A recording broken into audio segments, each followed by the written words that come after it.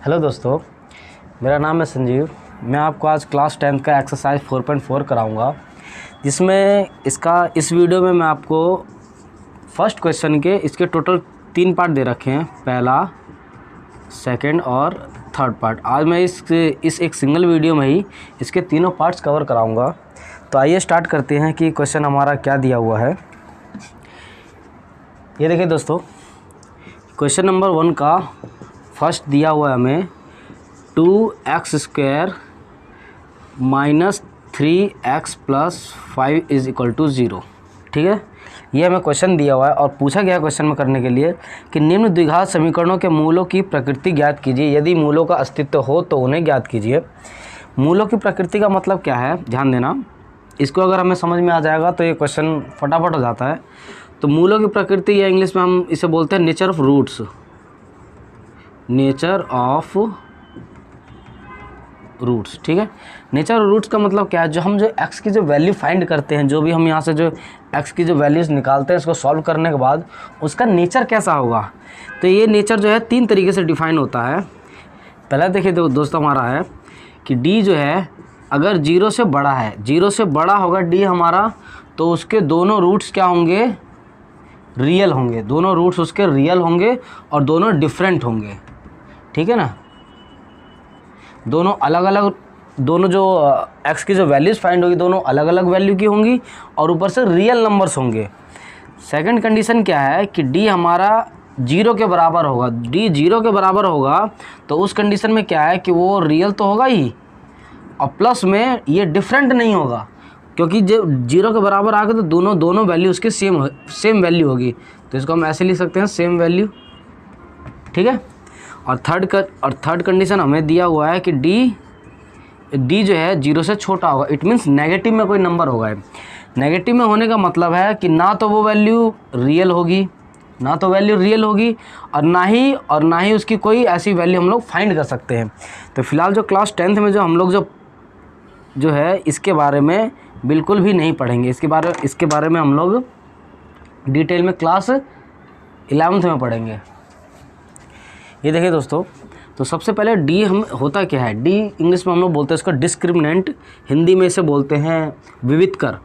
D की value क्या होती है, वो b² माइनस 4ac के बराबर होती है। तो हम ये पहले वैल्यूज़ फाइंड करते हैं, देखते हैं कि जो डी है वो हमारा 0 से बड़ा है, या डी हमारा 0 के बराबर है, या डी हमारा 0 से छोटा है। इन तीनों कंडीशन में से कौन सी कंडीशन फुलफ़िल होती है, उसी के हिसाब से ध्यान देना। अगर ये 2 कंडीशन है, इन दोनों कंडीशन में तो सोल्यूशन आएगा, ठीक है ना। इन 2 कंडीशन में सोल्यूशन आएगा, लेकिन ये इकलौती ऐसी कंडीशन है जहाँ पे डी 0 से अगर छोटा होगा तो उसका कोई सोल्यूशन आएगा ही नहीं। तो यहाँ पे हमें एक्स की वैल्यू फाइंड नहीं कर पाएंगे। अगर इन दोनों कंडीशन में कोई सी कंडीशन हुई तो एक्स की वैल्यू हमारी फाइंड हो जाएगी। तो पहले देखते हैं हम लोग एक्स निकाल के। यहाँ पे बी क्या है, बी हम जानते हैं कि एक्स का जो कोफिशिएंट होता है, चाहे वो माइनस में दिया हो नंबर या फिर प्लस में दे रखा हो, वो हमारा होता है। तो ये हो गया -3 होल स्क्वायर माइनस 4a। क्या है हमारा एक्स स्क्वायर का कोफिशिएंट जो कि 2 दिया हुआ है, और सी क्या है हमारा 5। आइए इसको सॉल्व करते हैं। 3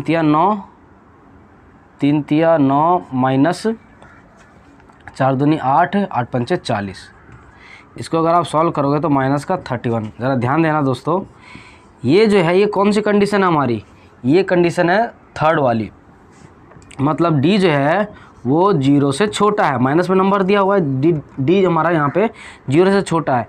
मैंने आपको बताया था डी अगर हमारा 0 से छोटा हो गया, उस कंडीशन में इसके कोई भी एक्स की वैल्यू आप निकाल ही नहीं पाओगे, ठीक है ना।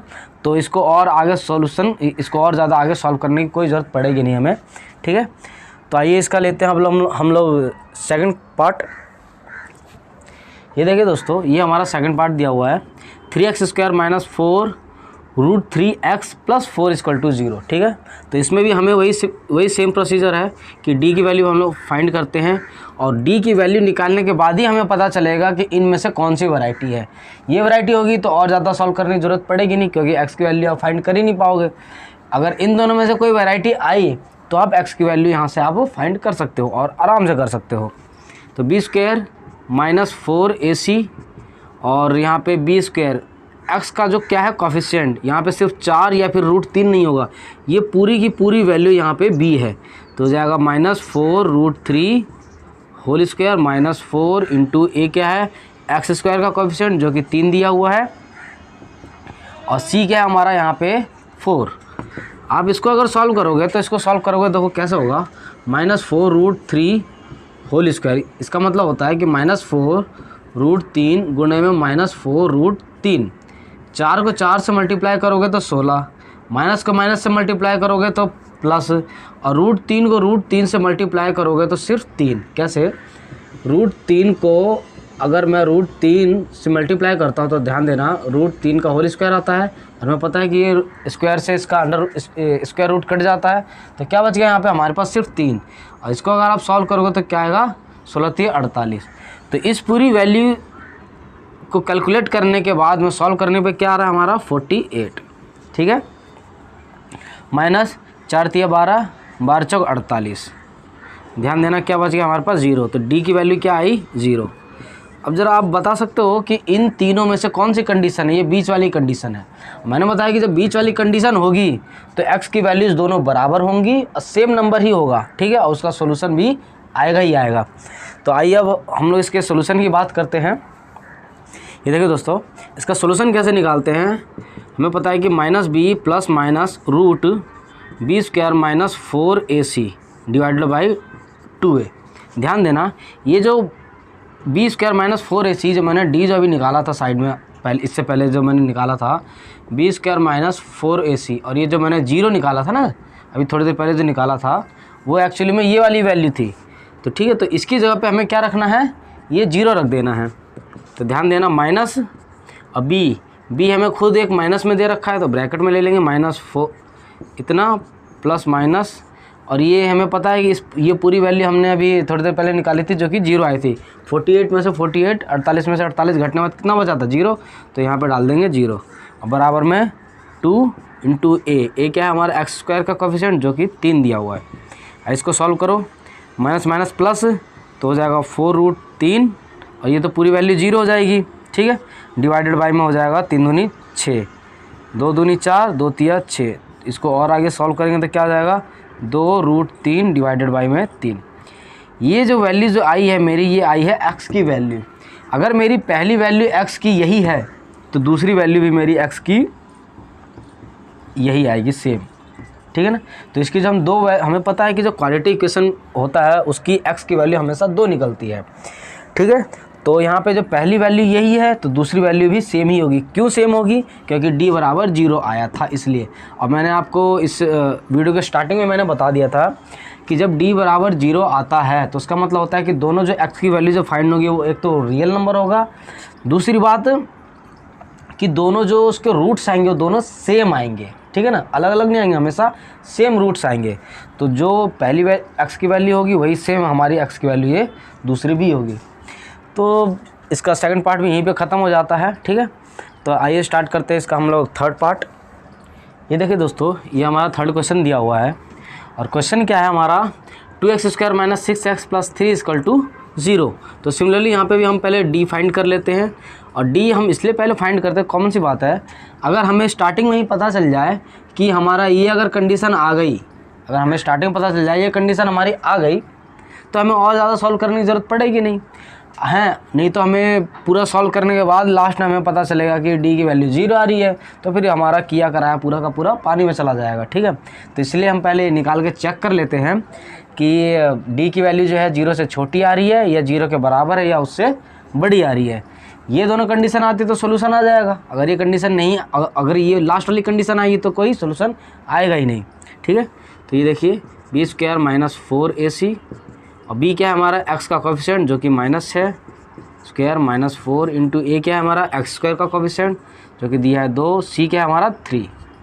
तो 6 × 36 वही प्लस का माइनस, 4 दूनी 8, 8 तिया 24, आंसर आएगा 12। तो d हमारा क्या आ रहा है यहाँ पे 12, और हम जानते हैं d जो है b² - 4ac के बराबर है, जो कि मैंने यहाँ पे आपको बताया हुआ है। अब इसी वैल्यू को, अब ध्यान देना, ये जो d है हमारा कौन सा कंडीशन है, ये पहली वाली कंडीशन है, मतलब 0 से बड़ा है d, जीरो से बड़ा है यहाँ पे डी।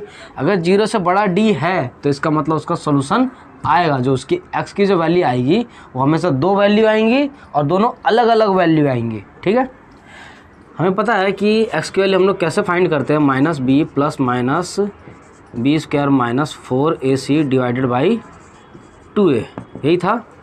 और माइनस ये रहा और x का कोएफिशिएंट क्या है माइनस, तो इसको हम लोग ब्रैकेट में लिख लेंगे minus plus minus B square minus 4ac। मैंने अभी बी स्क्वायर इस वैल्यू को मैंने अभी कितना निकाला था 12, अभी जस्ट मैंने अभी निकाला था यहाँ पे ना 12, तो यहाँ पे पूरा सॉल्व करने की ज़रूरत नहीं, वही 12 हम लोग यहाँ पे वैल्यू पुट कर देते हैं डी की, क्योंकि जो डी था वो मैंने अभी थोड़ी देर पहले निकाला था डी 12 और डी हमें पता है इसके बराबर है।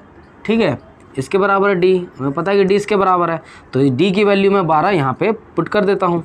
तो डिवाइडेड बाय 2a ए क्या है एक्स स्क्वायर का कोएफिशिएंट जो कि दिया हुआ है 2, minus minus plus 6 plus minus, ध्यान देना रूट 12 जो है, ध्यान देना यहाँ पे रूट 12 को मैं क्या लिख सकता हूँ, रूट 12 को मैं लिख सकता हूँ रूट 2 गुणे 2 गुणे 3 लिख सकता हूँ, क्योंकि 2 दूनी 4 4 तिया 12, ये पेयर बन गया, बाहर निकाल दो, अंदर क्या बच गया रूट 3। तो रूट 12 को क्या मैं ये भी तो लिख सकता हूँ 2 रूट 3, ये भी तो लिख सकता हूँ। तो यहाँ पे हम लोग ये लिखते हैं 2 रूट 3 डिवाइडेड बाय में 2 दूनी 4। ठीक है दोस्तों, अब यहाँ से एक ट्रिक निकल के आती है, ध्यान देना, यहाँ पे हम इसको दो तरीक़ों से अभी सॉल्व कर सकते हैं। या तो हम, ध्यान देना, प्लस माइनस में अगर दिया हुआ है तो एक बार गौर से देखना, ये एक बार प्लस में है एक बार माइनस में, तो 6 प्लस 2 रूट 3 डिवाइडेड बाई 4, एक तो ये आंसर आ जाएगा और दूसरा आंसर आ जाएगा, एक बार हमने प्लस में लिया था एक बार हम माइनस में लेते हैं, तो 6 माइनस 2 रूट 3 डिवाइडेड बाई में 4। तो ये हमारे दो आंसर हो जाएंगे। लेकिन आपके एनसीईआरटी की बुक में ये आंसर नहीं दिया हुआ। आपके एनसीईआरटी में किस तरह से दिया हुआ है, पहले ये तो आपको समझ में आ ही गया होगा कि ये किस तरह से आया है। इसी वैल्यू को एक बार मैंने प्लस में लिया है, इसी वैल्यू को एक बार माइनस में लिया है, तो दोनों अलग अलग वैल्यूज़ हैं। ठीक है, दोनों अलग अलग वैल्यू हैं, ऊपर से दोनों डिफरेंट भी है, तो उसका सोल्यूशन हमारा निकल गया। लेकिन आपके जो एनसीईआरटी की बुक में दिया हुआ है वो किस तरह से दिया हुआ मैं बताता हूँ, थोड़ा सा ट्रिकी है। ये देखिए दोस्तों, अभी हमने जो अभी निकाला था आंसर, ये निकाला था ना, आपके एनसीईआरटी में क्या था, ध्यान देना, इसको मैं अगर अलग अलग करना चाहूँ तो किस तरह से कर सकता हूँ, 6/4 प्लस माइनस 2 रूट 3/4, इसको मैं ऐसे ऐसे लिख सकता हूँ। ज़रा दिमाग लगाओ, अगर हमें ये कंडीशन दी होती थी, जब कभी भी हमें ये कंडीशन दी होती थी, तो उस टाइम पे हम क्या करते थे, इन दोनों नीचे वाले का एलसीएम लेते थे, फिर इनको सॉल्व करते थे, तो हमें ये मिलता था। अब हमें ज़रूरत है कि इसको वापस से कन्वर्ट करने की इसमें, और फिर वापस से कन्वर्ट करेंगे इसमें, तो हम ऐसे भी कर सकते हैं। ठीक है, तो अगर आपने इसको इसमें कन्वर्ट कर दिया तो इसको कैसे सॉल्व करोगे, 2 तिया 6 2 दूनी 4, 2 एकम 2 2 दूनी 4, तो हमारे पास क्या बच जाएगा यहाँ पे 3/2 प्लस माइनस ये एक तो लिखने की ज़रूरत नहीं पड़ेगी, तो हो जाएगा रूट 3/2। ठीक है, अब इसको वापस से वापस से आप लोग इसको वापस से अगर आप लोग इसको एलसीएम लेके कन्वर्ट करोगे तो 2 आ जाएगा, ये हो जाएगा 3 प्लस माइनस रूट 3। आपके जो बुक में दिया होगा वो ये वाला आंसर होगा। एक्चुअली जो मैंने पहले बताया था ये वाला आंसर, यही वाला आंसर, ये दोनों एक्चुअली है सेम ही, फ़र्क नहीं है दोनों में। ठीक है, बस इसको क्या किया है कि इसको थोड़ा सा और काट पीट करके थोड़ा और ज़्यादा सॉल्व किया गया है, बस और कुछ नहीं है।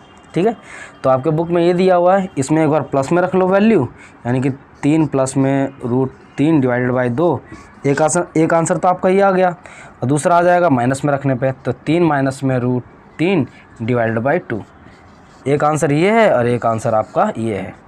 ठीक है, दो इसके सोल्यूशन हो गए। अगर आप पहले अगर इतना भी करके छोड़ देते तो ये भी गलत आपका नहीं होता। ठीक है दोस्तों, तो इसी के साथ ही पहले क्वेश्चन के तीनों पार्ट इसके मैंने आपको कवर करा दिए। अगर आपको दोस्तों मेरा पढ़ाने का तरीका समझ में आए, अच्छा लगे, और कोई भी अगर किसी भी तरह कोई भी डाउट हो तो आप मुझसे इसके कमेंट बॉक्स में पूछ सकते हैं। ठीक है, अगर आपको वीडियो अच्छा लगे तो वीडियो को लाइक करें, शेयर करें, कमेंट करें, हमारा चैनल ज़रूर सब्सक्राइब करें। जय हिंद दोस्तों।